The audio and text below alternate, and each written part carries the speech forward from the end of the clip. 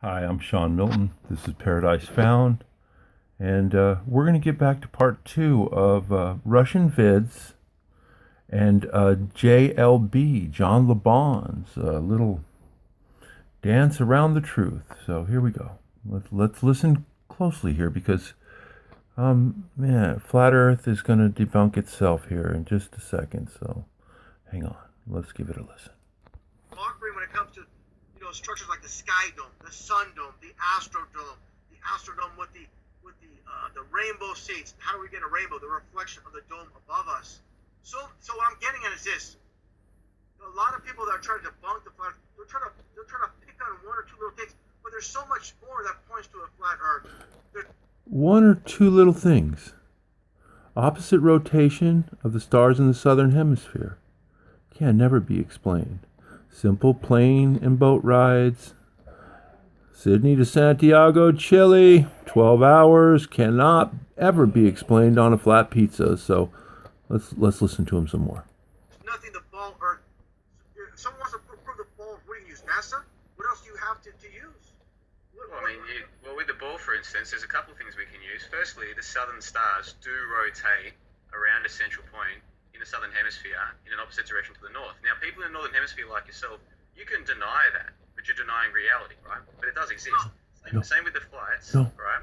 You can fly from Australia to South America No. or Australia to South Africa No.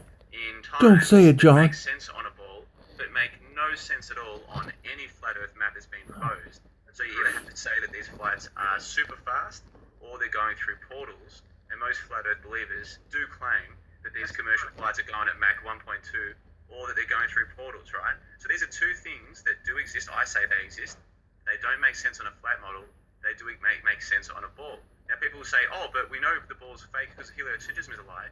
Sure, heliocentrism, this idea that the Earth is a ball going around the sun's going around a black hole, we're spinning at these crazy speeds, that's the heliocentric cosmology. You can reject all of that without rejecting the notion that the best model to explain the Earth that we live on is ball-like, right? You don't have to throw the baby out with the bathwater and throw the ball out with heliocentrism. Throw it all People out. say, oh, there's no way I'm living on a ball. I'm living on a flat plane. Well, You're living inside a ball. Models to explain the phenomena that we see. Okay, we see the stars rotating in different directions in the different hemispheres, and we know that these flights exist. Those two things make far more sense, and sunsets as well. I mean, I can go through a whole list of them. Whole list of things that make far more sense on a ball than on a flat Earth. It doesn't mean that heliocentrism is true.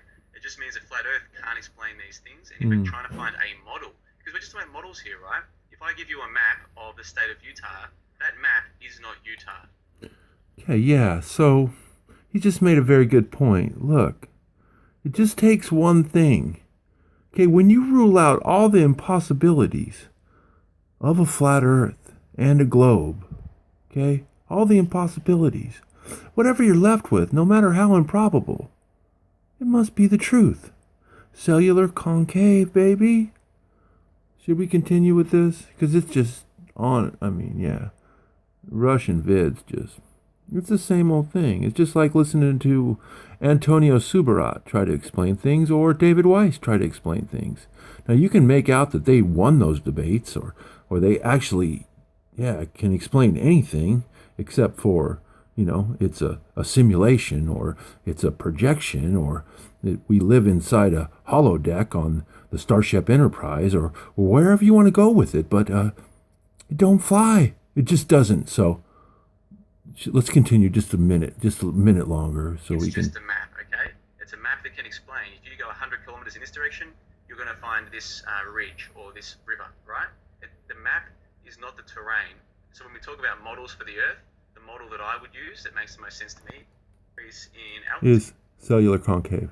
So that's the map and model that they ignore constantly, but it's the truth. So. But even if it did, these people are trying to suggest that to maintain a steady altitude. Let's get over this part. It just has to maintain its altitude, and to maintain its altitude, people have this idea that pilots fly level.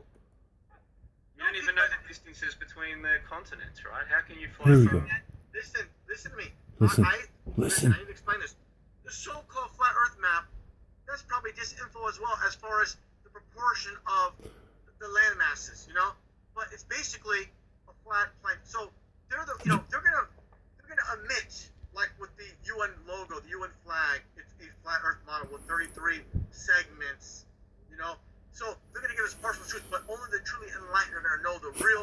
the real. Amen. Only the truly enlightened. Yeah, the few, the proud, the cellular earthers. Good job. Peace, love. Don't want to make this video too long, but I challenge you to go and listen to this Russian vids JLB video because, yeah, it starts to get real juicy around 2:35, around 2:30, 2 hours and 35 minutes, but you got to sift through a lot of garbage to even get to anything. But anyway, peace, love, and truth. If you want truth, come on inside. Earth is cellular, concave. You live inside.